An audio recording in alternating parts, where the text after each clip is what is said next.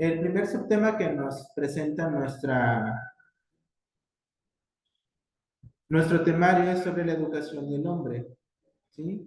Entonces, en este sentido vamos a ir analizando justamente con el video previo que ya vimos sobre la grandeza que existe en cada ser humano y la educación, cómo el ser humano, como bien dice nuestro primer texto, el ser humano cuando nace no tiene patrones.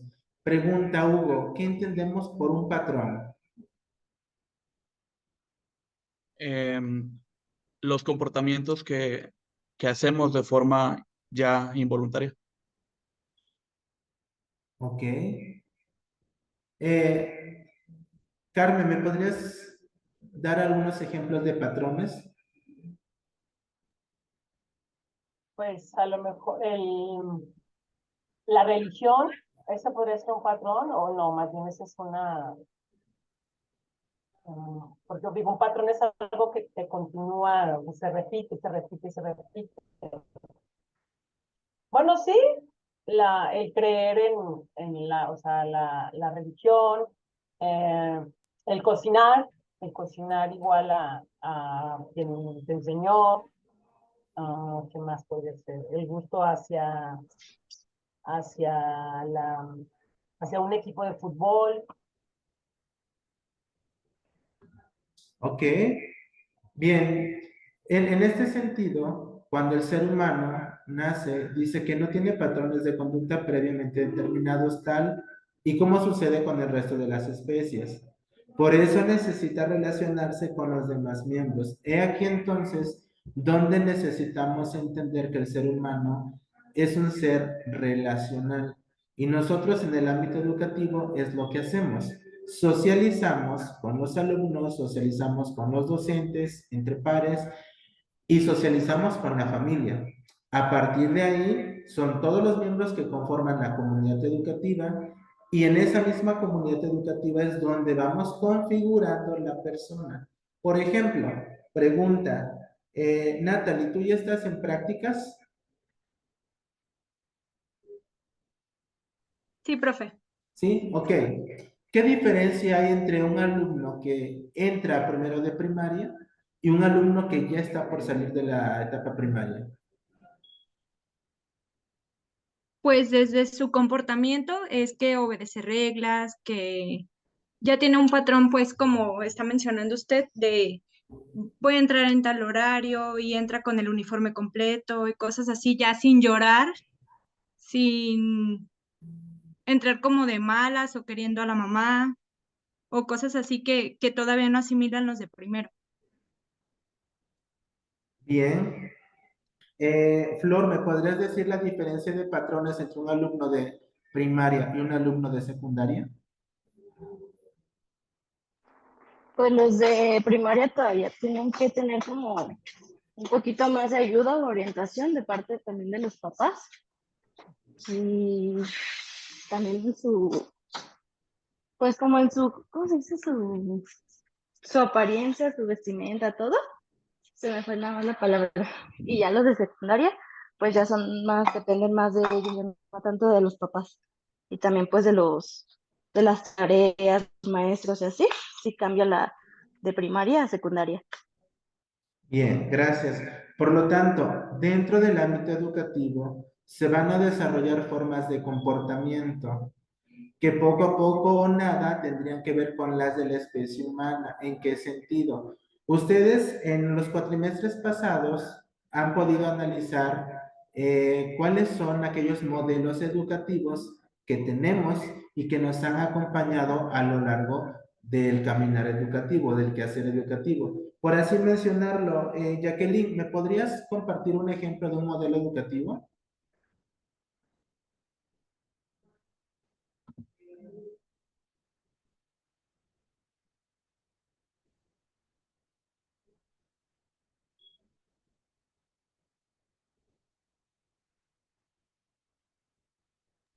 Ya.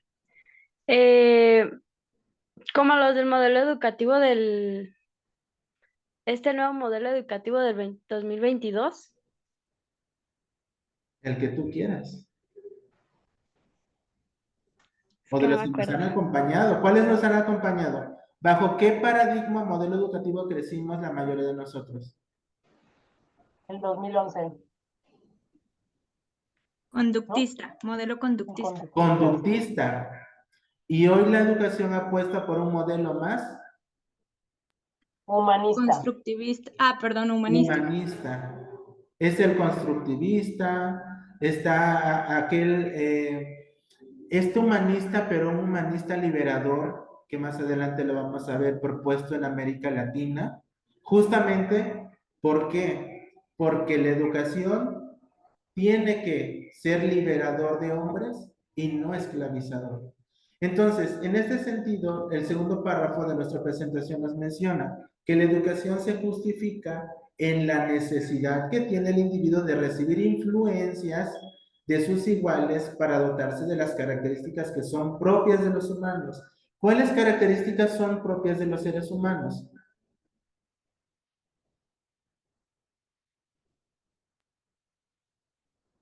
Pues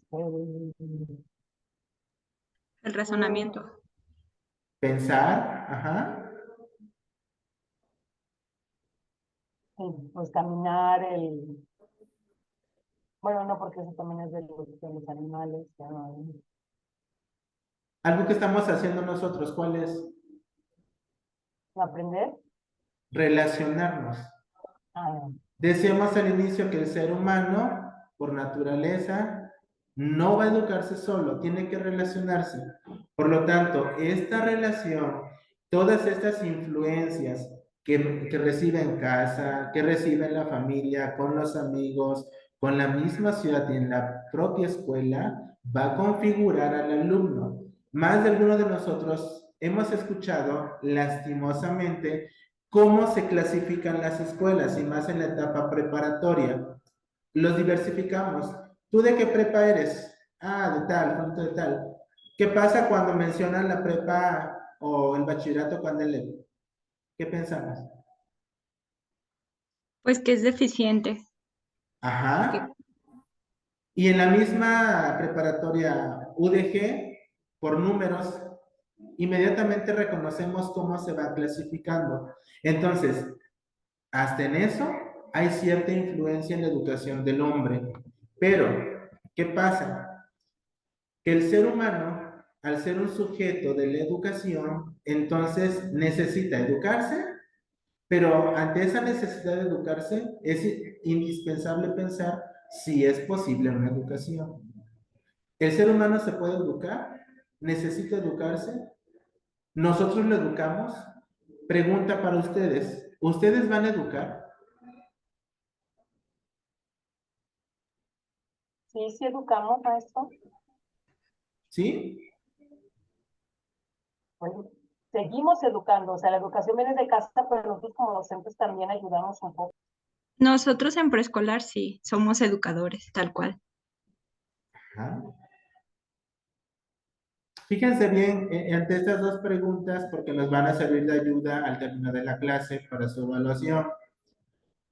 ¿Qué es la educación? Ante esta pregunta se refiere mucho a las bases del comportamiento y se interesa por el peso que tiene el mismo de los determinantes biológicos, es decir, su naturaleza. La naturaleza del ser humano es relacionarse y al estarse relacionando, al estar en contacto con los demás, entonces se está educando, para bien o para mal, ¿sí? Está relacionándose.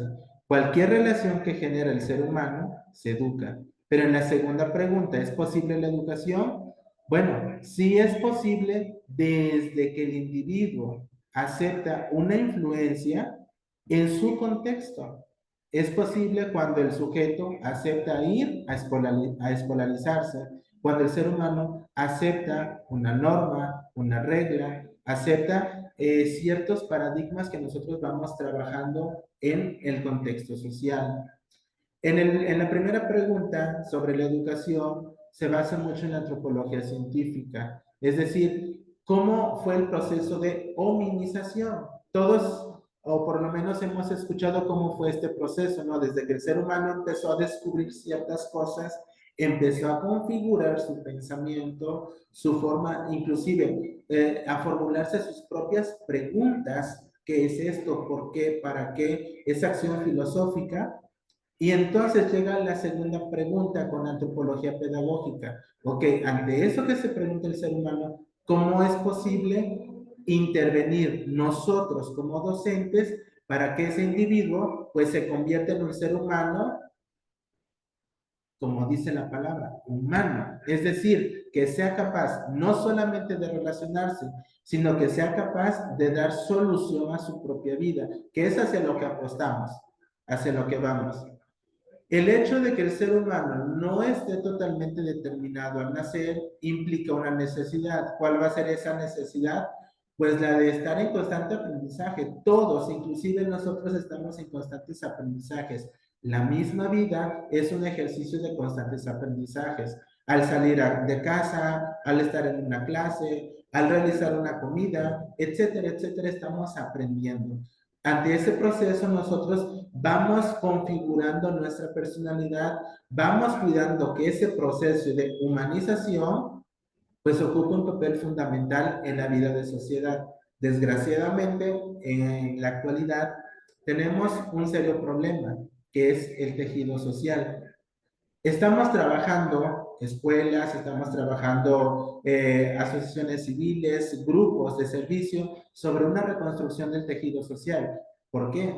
Porque desgraciadamente la sociedad no se humanizó en los últimos tiempos, se deshumanizó. He ahí la importancia entonces del papel de la educación en el hombre. ¿Por qué? Porque entonces va a tratar la educación de conducir, de ayudar, de acompañar, pero siempre y cuando orientando a esa personita, llámese de preescolar, de primaria, de secundaria, de bachillerato, inclusive nosotros, a este proceso de irse configurando.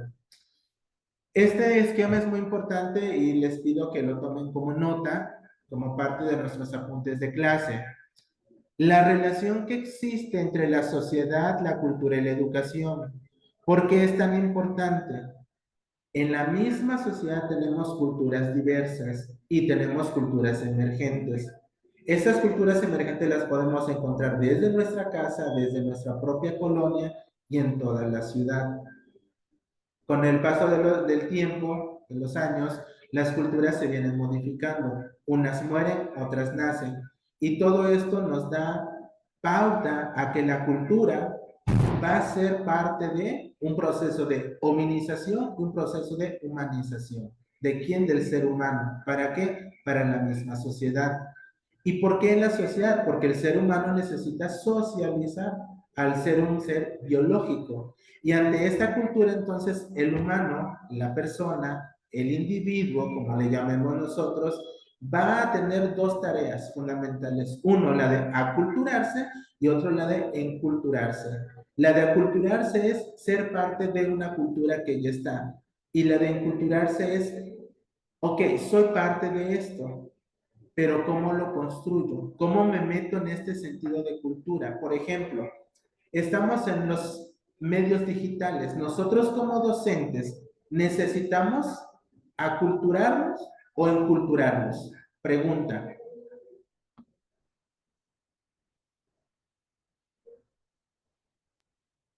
Pues tenemos que aculturarnos porque tenemos que aprender. Muy bien. Tenemos que aprender sobre la tecnología, sobre los medios digitales. Con este avance de los medios digitales y ahora que está muy de moda la inteligencia artificial, ¿qué está pasando con el proceso de socialización? Pues se está perdiendo, maestro. ¿Por qué? Pues es que ya todo lo quiere, o sea, todo su proceso de socialización lo hacen por medio de la tecnología. O sea, ya no hay este contacto físico que se necesita para socializar. ¿Qué pasó ahora con este revuelo que tuvimos en pandemia? ¿Qué pasó con la educación? ¿De qué nos dimos cuenta?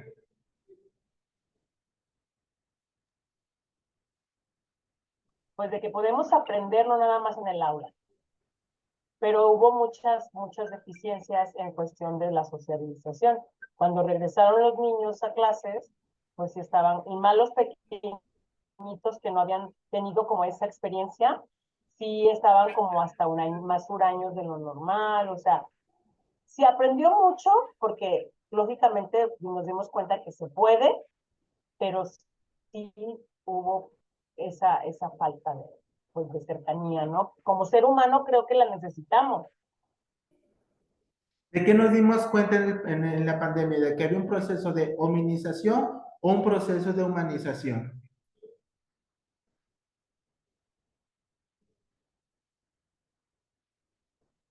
Hugo, ¿de qué nos dimos cuenta? ¿Qué es lo que rescatamos? ¿Que el hombre estaba hominizado o humanizado? Yo digo que humanizado, ¿Por qué? porque le faltaba regresar a esa etapa, ¿no? De tacto de los valores que se habían perdido y pasar más tiempo en casa. Mariana, ¿tú qué piensas?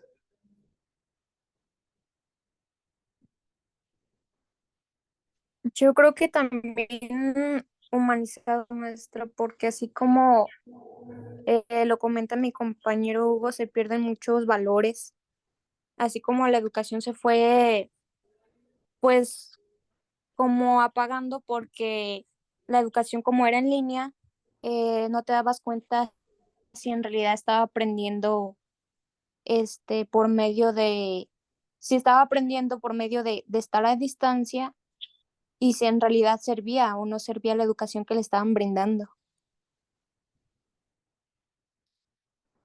El gran reto para nosotros es trabajar con las dos formas, que la educación no solamente se siga hominizando, porque el que se siga hominizando es seguir trabajando con los modelos pasados, sino que se siga humanizando. Una educación humanista es aquella que nos va a dar apertura a que la socialización sea más de paz, de convivencia, sea una socialización más, en este sentido, que los alumnos en realidad, cuando se enfrenten a una situación, sepan darle solución, pero una solución eficaz, ¿sí? Una solución en donde esto de verdad no nos afecte, sino al contrario, ¿sí? Que la solución que los alumnos sean capaces de dar ante su contexto, ante su familia, ante una situación problemática, sea pues una respuesta positiva y no negativa. En cuanto a la educabilidad, ¿me ayudas por favor, Flor? ¿Qué dice nuestra pantalla? ¿Qué es la educabilidad? Sí, profe. La educabilidad se refiere a la capacidad del ser humano de configurarse, de llevar a cabo aprendizajes nuevos, de modificar su forma de conducirse, de hacerse como persona en un proceso abierto. Es pues una consecuencia de la plasticidad del sistema nervioso central, pero su concreción nada tiene que ver con patrones más o menos rígidos, habida cuenta que la rigidez hereditaria ha sido superada. Un concepto relacionado es el de educatividad, que se refiere a las características del que educa, educador, para que la educación se lleve a cabo. Ok, entonces, gracias. En este sentido, la educabilidad dice tiene que ser consecuencia de la plasticidad, es decir, de que nosotros necesitamos como educadores ser flexibles. Y hoy más que nunca, en este último nuevo modelo educativo, nos insiste en cómo tiene que ser la educación flexible, adaptada al contexto. Muchas veces nosotros educamos o queremos educar desde lo que nosotros queremos y no nos damos cuenta de las necesidades de los alumnos. Y aún habemos maestros que seguimos repitiendo esos patrones. Y ahí donde entonces la educatividad, ¿sí? Van a ser esas formas que nosotros como docentes vamos a implementar para que se configure ese ser humano que nos prestan día con día unas cuantas horas. ¿Me ayudas, por favor, Natalie, con el primer párrafo? Claro. Las características que Ferrero propone en la educabilidad son las siguientes. Especialidad: se trata de un rasgo fundamental de la constitución del hombre. Individualidad se verá modificada por las características del sujeto. Exclusividad es predicable solo del ser humano. Intencionalidad, la indeterminación induce a la persona a actuar decididamente en su entorno. Permanencia, la posibilidad de la educación dura toda la vida. Receptividad, es sensible a la influencia del medio social. Bien, estos aspectos necesitamos, muchas gracias, escribirlos, por lo menos enunciarlos, que la educabilidad va a tener ciertas características. ¿Cuáles son estas? Que la educabilidad es una esencialidad, es decir, por naturaleza el humano se educa, es parte de, es su esencia.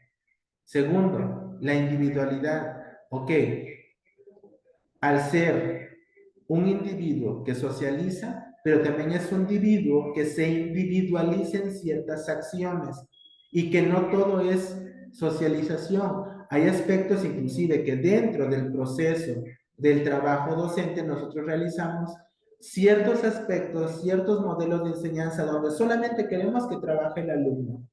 Por ejemplo, cuando un alumno tiene ciertas conductas, no las corregimos a manera grupal, las corregimos y las trabajamos directamente con el alumno.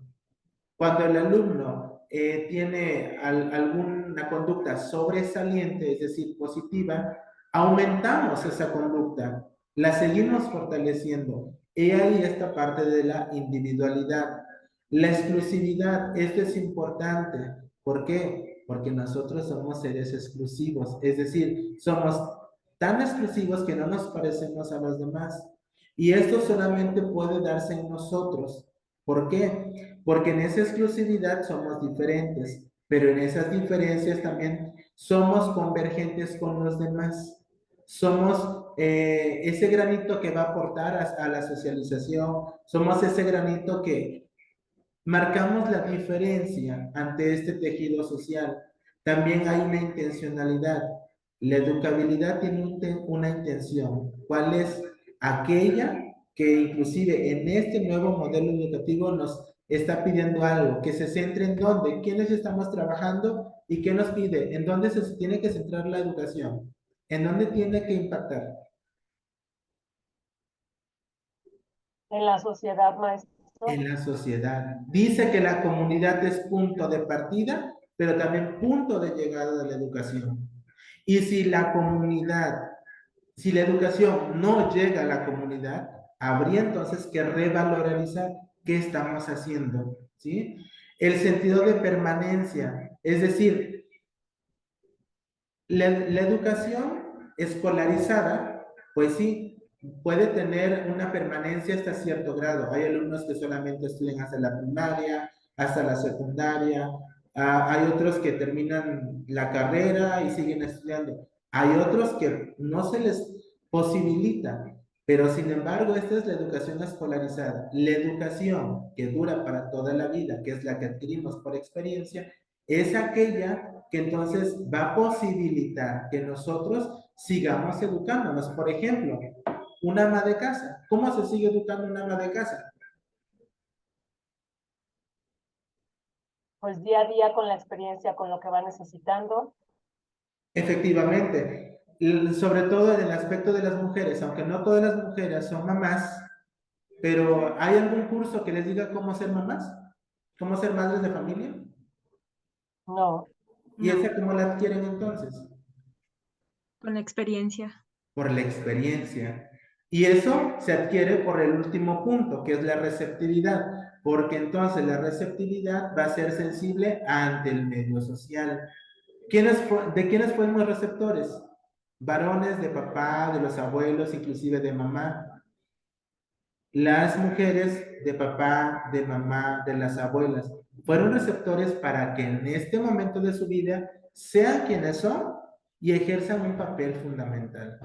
Si nos preguntamos cuáles son los procesos individuales o sociales que explican la educabilidad del sujeto, podemos señalar las siguientes propuestas. Uno, tiene que haber una acción voluntarista, es decir, el ser humano no se le obliga a educarse, inclusive en el proceso de educación escolarizada, aunque es una ley en nuestro país, pero hay muchos que no lo hacen, ¿sí? Tenemos un país todavía con rezago educativo. Sin embargo, la educación por experiencia sí que es voluntaria. Hoy en día, por ejemplo, no podemos decir que no nos podemos educar teniendo tanto material, teniendo tantos medios a nuestro alcance. Por ejemplo, los que viven en la ciudad tienen acceso a internet y pueden hacer una carrera, pueden hacer la preparatoria, inclusive la secundaria en línea. Que no lo quieran, ya es otra cosa. En su momento, la misma Secretaría de Educación puso diferentes alternativas de educación escolarizada, la telesecundaria, aquellas comunidades que son de aprendizaje, que los maneja CONAFE, todos esos que fueron posibles. La misma experiencia que tuvimos de pandemia, por la radio, por la televisión, por el propio internet, y era voluntario. Quien no quería y era su problema. Pero esta acción es muy importante porque entonces todo va a partir desde la acción voluntaria. Y a partir de ahí, entonces, se va a desarrollar todo un proceso que el mismo sujeto va a ir continuando hasta el culmen de su vida. Pasamos al siguiente aspecto, que es la dimensión social de la educación. Jackie, ¿me ayudas, por favor?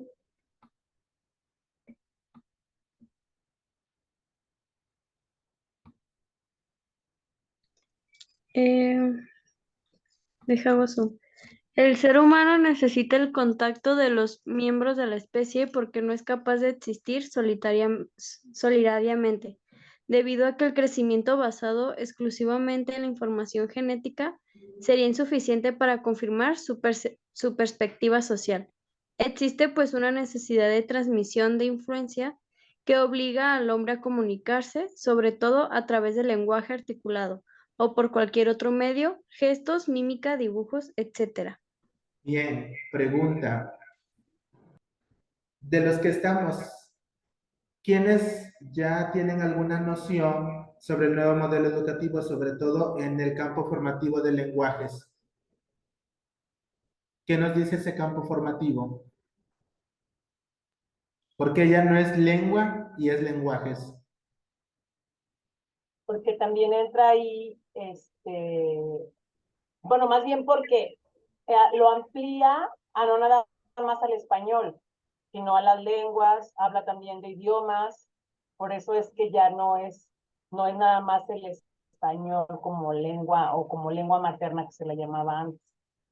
Ya lo amplía más a español, le digo, a inglés, a idiomas, a la, sí, o sea, a las, ay, a las, ya,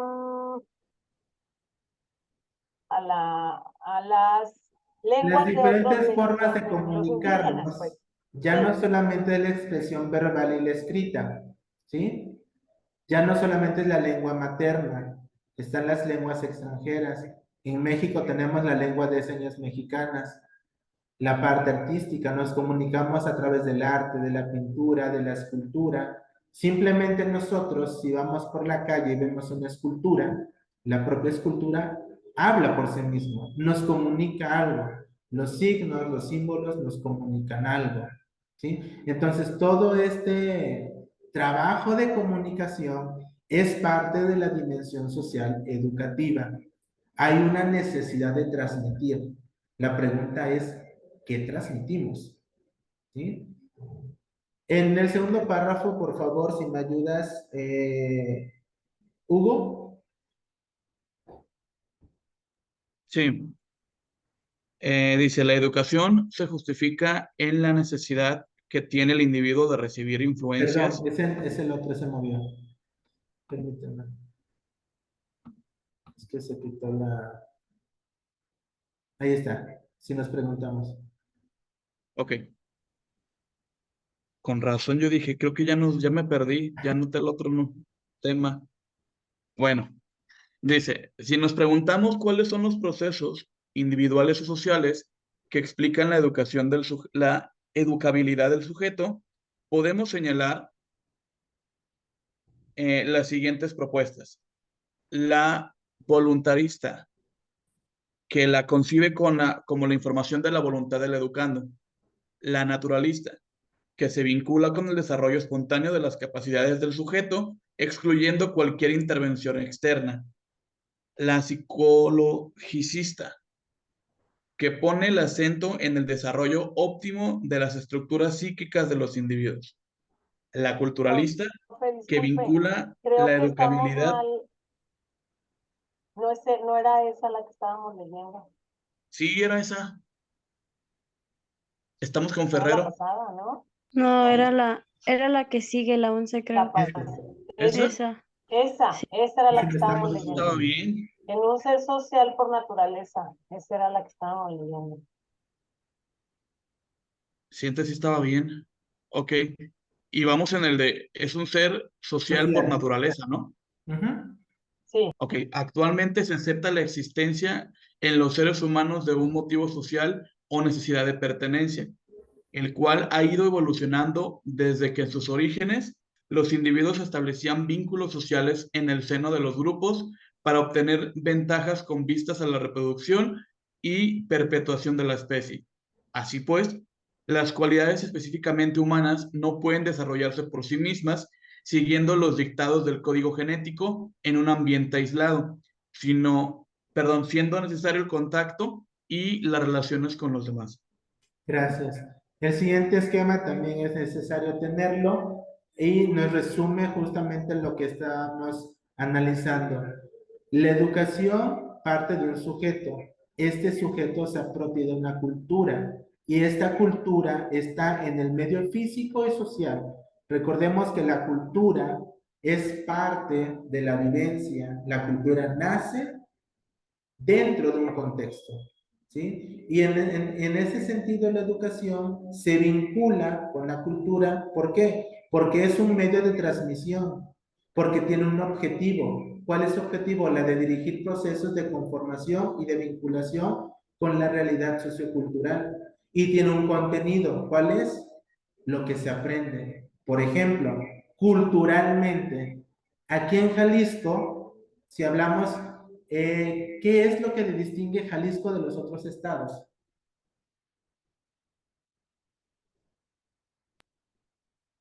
culturalmente, el machismo, profe. Gastronomía. Gastronomía podría ser. En otros estados hay gastronomía.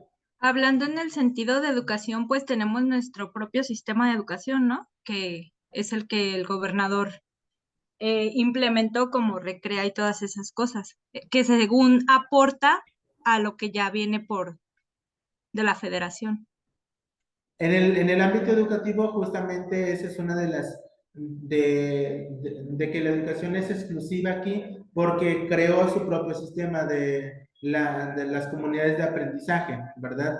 Y que lo federalizado, pues es un tanto diferente, inclusive hasta en las formas de trabajo, ¿sí? Entonces, pero podemos ver también otras diferencias, ¿sí? Inclusive en la gastronomía sí, por ejemplo, si vas al estado de Puebla, al estado de Veracruz, no puedes pedir una torta ahogada.